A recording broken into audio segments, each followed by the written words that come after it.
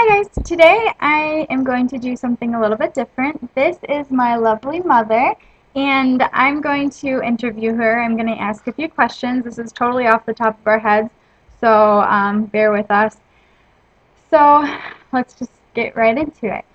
So what was your reaction when I was initially diagnosed with ulcerative colitis, the autoimmune disease? Um, when you were first diagnosed, I remember we were in your bathroom and I got off the phone and we hugged each other and we both started crying. And I knew about it from studying it in college, and but I hadn't known anyone that had ulcerative colitis, so I was scared and scared for Laura, scared for all of this. Okay. So how did you deal with the fact that you could not control what was happening to your daughter? You just had to kind of let the doctors do their thing. How was that for you? Well, a couple things. One is I felt totally out of control, and I didn't like that because as a mom, you try to control what your kids eat, what they watch on TV, who they hang out with when they're young, um, and to totally lose control over something as critical as their body, it was very unnerving for a mom. And so I did a lot of research, and the more research I did, the more informed we were, but I think sometimes the more scared we were. It's very true. Um, so how has your life changed since my diagnosis, since the 2 years that I've had this and surgery and everything? Um, well, all of our lives have changed, and at this point in Laura's life at age 20, I figured she'd be off at college for her second year and spreading her wings and flying, and it made me sad that she was still living at home and needing assistance from time to time, and um, but we're dealing with it, and Laura has a fantastic attitude, and that certainly helps her dad and I deal with it probably better than we would have. Yeah, well, definitely the support is priceless. So regarding surgery now, what was your reaction when you first saw my stoma? For the first time, very first, lift up my shirt and saw my intestine. How was it? Well, I had looked on YouTube, so I knew what to expect. Um, I think the thing that I was really afraid of was um, bursting into tears when I first saw it, which I didn't. I might have had a tear or two, but I didn't burst into tears. Surprise, really? Yeah. um, and you know what, Laura, again, her attitude is incredible, and she looked at it, and I think she liked the way it looked or something, and made some comment about it that it, didn't look nearly as bad as she thought, and that keeping that kind of attitude has helped all of us, and now it's just kind of second nature to us that it's there. Yeah, I play with it a lot Mm-hmm. at the dinner table while watching TV with the family. But yeah, the first time that I looked down at my stoma, I was like, "Oh, that's kind of cool."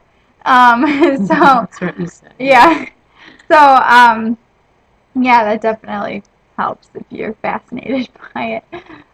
So I know that this was a little bit hard for you, so maybe you can just talk a little bit to the families and people with ulcerative colitis or anything watching this.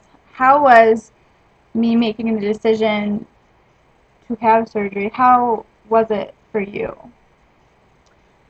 Um, Probably the most difficult thing I've dealt with in my life. I didn't deal with it very well because I just kind of was in denial that Laura would need surgery.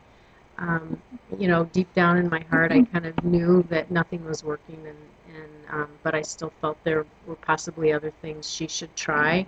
But at 20 years old, this was a decision she would have to make, um, and it helped me to talk to other people about it because it was just something, really, really hard for me to accept that Laura was making this decision. We actually talked to some families who had had kids my age have the surgery and have ostomies, and it really helped me, and I think it Yeah. helped you too. Yeah, there were some very nice parents of people that had surgery, and they were wonderful to talk to. And then I talked to a man that had surgery about 12 years ago, around Laura's age, and hearing just what a wonderful life he has, and seeing how well he deals with things, and that really helped a lot.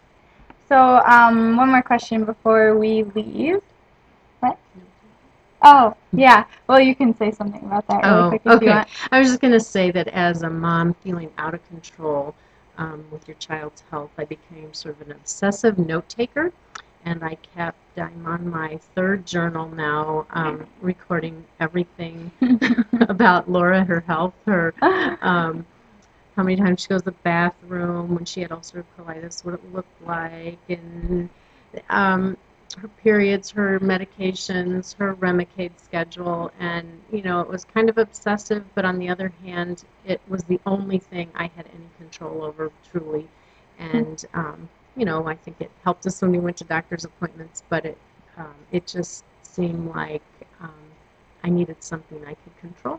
Right. And another thing that we did control is educating ourselves and getting really familiar with the medical system and colitis and the things that would help me, the things that would hurt me.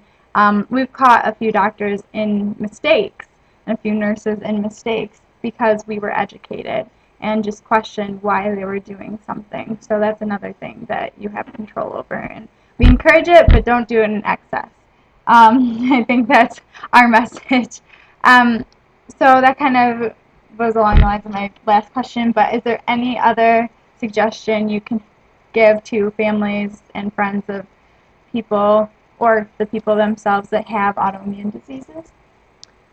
Well, just for me, I think talking to other families, talking to other people that have it, going to support groups can be very helpful to know you're not alone, and you get a lot of information. There's great websites out there where you can chat and learn, and it's almost like a second family if that's your thing.